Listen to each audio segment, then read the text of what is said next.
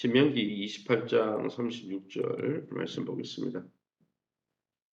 신명기 28장 36절 구약성경 305면입니다. 신명기 28장 36절 말씀 봅니다.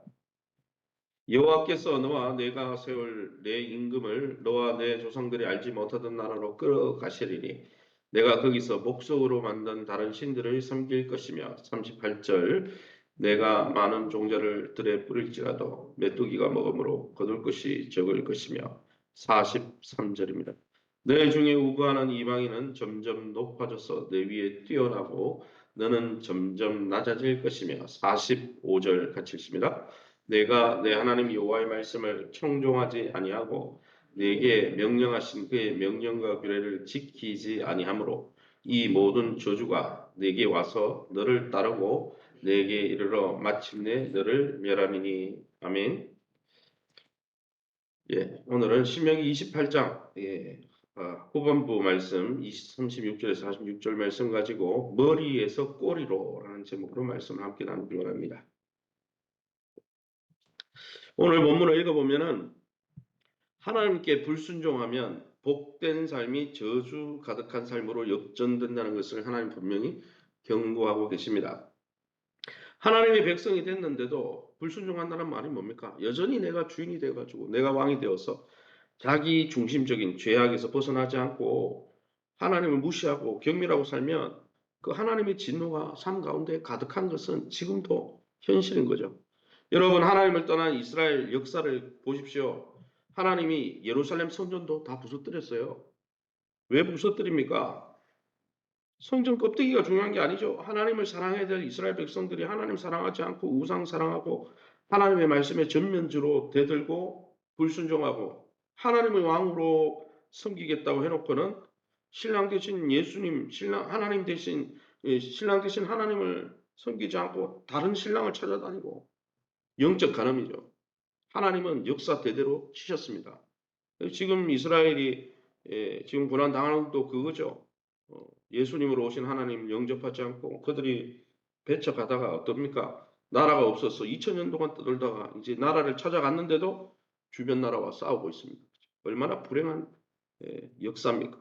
그럼 오늘 본문을 통해서 우리가 믿고 의지하는 하나님은 어떤 분입니까? 성경에 나타난 하나님은 어떤 분입니까? 우리가 믿고 싶은 하나님이 아니라 성경이 말하는 하나님은 어떤 분일까요? 36절입니다. 여호와께서 너와 내가 세울 내 임금을 너와 내 조상이 알지 못하던 나라로 끌어가시리니, 포로로 끌려간다는 거죠. 내가 거기서 목석으로 만든 다른 신들을 섬길 것이다. 우상 섬기게 될 거라는 거죠. 36절과 37절 말씀을 읽어보면 우리가 길어서 다 읽지 않았지만 36절 읽어보면 우상 숭배하는 백성에게서, 즉 하나님의 백성인데도 계속 우상 섬기고 하나님이 하지 말라는 일들을 계속하면 하나님이 하나님을 섬길 자유를 빼앗겠다는 거예요. 나는 하나님이 싫습니다. 하나님의 통치가 싫습니다. 하나님께 순종하기 싫습니다. 내가 계속 주인 되어 살고 싶습니다. 그래? 그러면 그렇게 해라. 하나님 그렇게 말씀하신다는 것이죠. 하나님은 자기 백성이 하나님 외에 다른 신을 섬기자 어떻게 하셨습니까? 이방의 포로로 끌려가게 하셨어요. 바벨론으로 끌려가게 하고 아수르로 끌려가게 하셨죠. 이방의 포로로 끌려가게 하셔서 어떻게 하십니까?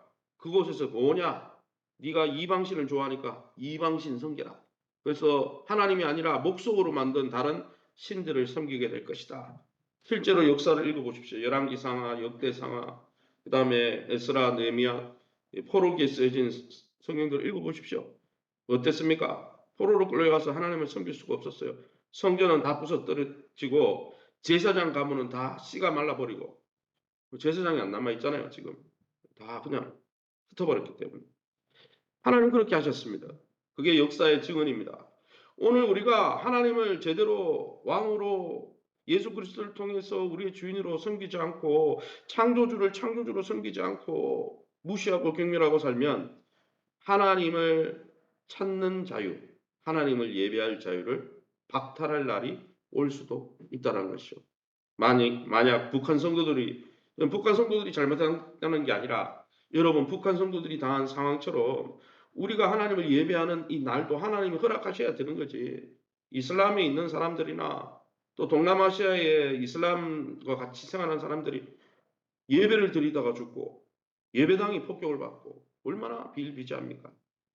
하나님 우리 대한민국에게 하나님을 예배할 수 있는 자유를 주셨다는 것도 은혜인 거죠.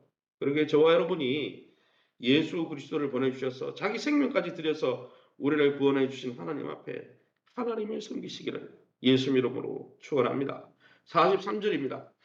너희 중에 우고하는 이방인은 점점 높아져서 내 위에 뛰어나고 너는 점점 낮아질 것이다. 이방 나라를 이스라엘 백성 위에 두시겠다는 거죠. 그들의 머리가 되게 하시겠다는 거예요. 원래 하나님의 백성은 하나님의 보배로운 백성이기 때문에 신명기 28장에 읽어보면 하나님께 순종하고 하나님을 왕으로 모시고 살 때는 하나님의 보호를 받고 살 때는 이방 민족보다 더 뛰어난 머리가 되게 하시는 건데 하나님 싫다 그러고 하나님 영향권 밖에 살고 내가 중심이 돼서 내가 주인이 돼서 살면은 어떻게 된다는 거예요? 오히려 다른 나라의 포로가 되고 열등한 머리가 아니라 꼬리로 전락하게 될 것이다. 실제로 역사가 증거하고 있죠. 오늘날도 마찬가지로 하나님 앞에 순종하지 않는 개인이나 공동체는 세상의 다스림을 받게 됩니다. 세상의 머리가 되는 게 아니라 세상의 이 다스림을 받으며 노예로 살게 된다는 거예요. 그러나 여러분 다니엘서 6장 23절에 나오는 말씀처럼 오직 자기 하나님을 의지하고 순종하는 자는 하나님이 왕이 되시고 하나님을 왕으로 예우하면서 하나님의 백성으로 살아가는 자는 그 포로로 끌려간 중에도 다니엘은 머리가 됐잖아요. 왜요? 하나님만을 섬기겠다고 하니까 하나님이 높인 거예요. 다 하나님을 등지고 그래서 하나님이 역사 가운데 멸망시켰는데 다니엘과 세 친구는 어땠어요? 우상에 절하지 않고 죽으면 죽으리라. 그리 아니하실지라도 나는 하나님 뜻대로 살겠다. 나는 하나님의 왕이 되길 원한다. 이렇게 고백하니까 그 정말 이방 땅에서 총리가 되는데 정권이 3번 바뀌었는데 계속 총리로 쓰임받고 하나님의 영광을 돌려드리지 않습니까? 이것이 무엇을 이야기합니까? 하나님을 왕으로 모시고 예우하는 사람은 하나님이 보호하시고 인도하십니다. 그러나 하나님의 백성이라 할지라도 이스라엘이 하나님의 백성이지 뭐 이방 민족은 아니잖아요. 하나님의 백성이라 할지라도 하나님을 거부하고 내가 왕이 되고 하나님을 무시하고 살면 행복할 게 없다는 거예요. 하나님 안에 행복이 있는 것이죠. 그러기에 저와 여러분이 날마다 하나님 안에 거하면서 하나님이 주시는 참복을 누리시기를 예수 이름으로 축원합니다. 그럼 우리에게 주시는 교훈이 뭡니까?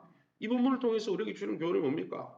부정적인 본문이죠. 왜요? 하나님의 통치를 거부하며 임하는 저주에 대해서 이야기했으니까. 그러나 분명히 저주에 대해서 이야기하니까 38절 읽어보겠습니다. 내가 많은 종자를 들에 뿌릴지라도 메뚜기가 먹음으로 거둘 것이 적다. 무슨 말입니까? 하나님의 통치를 거부하면 그냥 포로로 끌려가는 정도가 아니라는 거죠. 그냥 이방 민족을 섬기게 되고 우상성인데 그 정도가 아니라는 거예요. 하나님의 저주가 임하면 나는 하나님이 싫어요. 내가 왕이 되고 싶어요. 이렇게 살면 그래서 불순종하고 살면은 아무리 열심히 일해도 수고한 것을 거둘 수 없다라는 거예요. 이 38절 이후의 말씀 40절까지 계속 그 말하고 있습니다. 밭에 씨를 뿌려도 포도나무와 올리브의 나무를 심어도 씨를 뿌리는데 열매를 기대할 수 없다는 거예요. 하나님이 축복하지 않으면 아무리 우리가 수고해도 열매를 거둘 수 없죠. IMF 때 제가 예전에도 한번 이야기했는데 제주에 어떤 제주도 뭡니까 버스 회사가 하나밖에 없었던 것 같아요. 그 당시에는 라디오 뉴스를 제가 그때 들었게 기억나는데 아기가 우는데 이 젖먹일 그 분유 살 돈이 없어가지고 열심히 운전하는데 IMF 때 임금을 못 줘가지고 그래가 자살하려고 하는 그 버스 기사 인터뷰가 나온 적이 있잖아요. 여러분 열심히 일한다고 먹는 게 아니에요. 시편 127편에 열심히 일했는데 하나님이 축복하셔야 열심히 일하는 그 열매가 나타나는 거죠. 여러분 저주받은 사람 하나님의 통치를 거부하는 사람은 이처럼 열심히 일해도 깊은 허무감과 피해의식과 억울함만을 맛볼 뿐인 거예요. 그러므로 내가 얼마나 열심히 일하는지를 살피기 전에 하나님이 이 일을 기뻐하시는지를 먼저 생각해 봐야 되는 거죠. 열심보다 앞서야 할 것은 하나님이 내 삶을 인정하시는가? 내가 하나님이 기뻐하는 삶, 즉 다른 말로 하면 하나님이 주인 되고 하나님이 왕이 된 삶을 내 삶 속에서 하나님을 왕으로 예우하고 있는가? 이걸 돌아봐야 한다는 거죠. 역대기 상하, 열왕기 상하가 그것을 위해서 그것을 깨닫게 하려고 포로기에 끌려가서 쓰여진 성경들 아니겠습니까? 사랑하는 성도 여러분, 요즘 우리 삶에 찾아온 어려움이 무엇 때문인지 곰곰이 생각해 보시기 바랍니다. 혹시 하나님과의 관계 때문은 아닙니까? 우리 자신을 돌아보면서 하나님과의 관계를 회복하고 하나님이 주시는 참복을 누리시기를 예수님 이름으로 축원합니다. 45절 말씀입니다. 내가 내 하나님 여호와의 말씀을 청종하지 아니하고 내게 명령하신 그의 명령과 규례를 지키지 아니하므로 이 모든 저주가 내게 와서 너를 따르고 내게 이르러 마침내 너를 멸할 것이다 했습니다. 하나님의 백성이 저주를 받는 이유는 딱 한 가지입니다. 하나님을 왕으로 모시기 싫어하니까. 하나님을 거부하니까. 하나님을 거부하는 사람의 특징이 뭡니까? 하나님의 말씀에 전혀 귀등으로 듣지 않습니다. 한 귀로 들리고 흘러버리죠.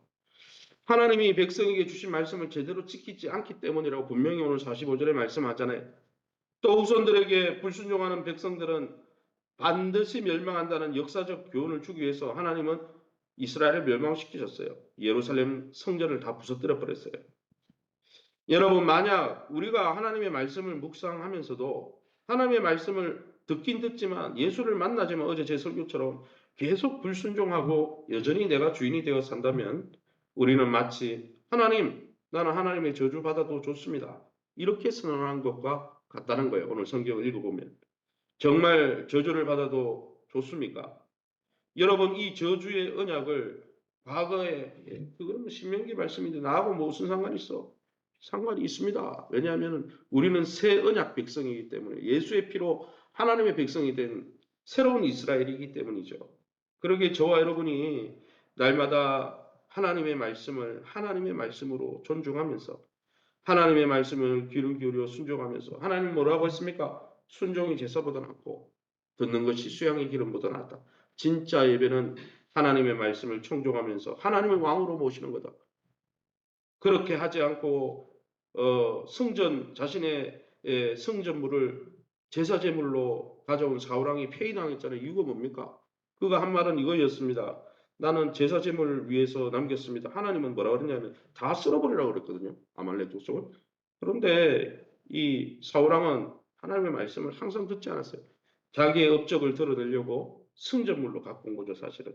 그러면서 제사 제물 때문에 갖고 왔다. 이렇게 싹 돌리니까 하나님 뭐라 그랬습니까? 나는 제사 제물이 필요한 게 아니고 네가 내 말에 순종하는 것을 원한다. 순종이 제사보다 낫고 듣는 것이 수양의 기름보다 낫다. 진짜 예배는 나의 말에 귀를 기울여 순종하는 게 진짜 예배다. 그게 진짜 나의 백성에게 원하는 바다 말씀하셨잖아요. 그러기에 저와 여러분이 날마다 하나님의 음성 앞에 귀를 기울여 순종하면서 우리를 위해서 목숨까지 내준 분 아닙니까? 그분을 사랑함으로 그분의 통치에 귀를 기울여 순종하면서 하나님이 주시는 하나님 나라의 복을 누리시기를 예수 이름으로 축원합니다. 시간을 우리 앞서면서 기도하기를 원합니다. 하나님이 우리에게 주신 언약의 말씀을 무시하다가 세속적인 삶의 종로로 따고 삼손이 하나님의 음성을 듣지 않는데 눈이 뽑히고 어떻게 됐습니까? 블레셋의 그 수레를 맷돌을 돌리는 뭡니까? 소처럼 그냥 이렇게 불임을 당했잖아요. 하나님, 우리가 눈 뽑힌 삼손이 아니라 성령이 충만했던 삼손이 승리를 경험했던 것처럼 우리가 하나님의 말씀을 존중하면서 하나님 주시는 참 승리와 참 행복을 누릴 수 있도록, 두 번째는 하나님 나라를 우리 귀한 공동체가 누리고 그 영광을 선포하는 교회가 될 수 있도록 세우신 교회와 좋은 관계를 맺게 해달라고, 우리 한우들을 위해서, 우리 자녀들의 앞길과 기업을 위해서 우리 합심해서 통성으로 기도합니다. 주여, 하나님 아버지 네 감사합니다. 하나님의 놀라운